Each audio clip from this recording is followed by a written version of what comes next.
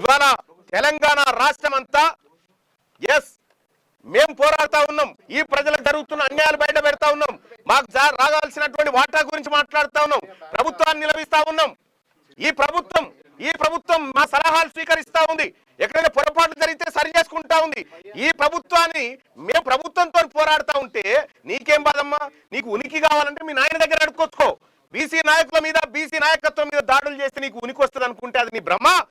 మరింత దిగజారిపోయి ప్రజల్లో చులకనవడం తప్ప ఇంకా ఏమీ ఉండదు. కాబట్టి కల్వకుంట్ల కవిత గారు, మీకు నేను చెప్తా ఉన్నా, మీరు ఇటువంటి చిల్లర మల్లర పనులు బంద్ చేసి మీ పంచాయతీ మీ నాయన మీద ఉన్న ఫ్రస్ట్రేషన్ అంతా బీసీల మీద తీస్తా అంటే మేము ఒప్పుకోము, మీ అన్న మీద ఉన్న కోపం అంతా మా మీద తీస్తా అంటే మేము ఒప్పుకోము. ఖచ్చితంగా దీన్ని ఎదుర్కొంటాం. రాజకీయంగా ప్రజాక్షేత్రంలో ఏం జరిగిందో ఈ రక్త మరకలతోటే రేపు ప్రజల దగ్గరికి పోతా ఉన్నాం. చూస్తాం ఏం జరుగుతుందో. ఖచ్చితంగా మేము నమ్ముతా ఉన్నాం.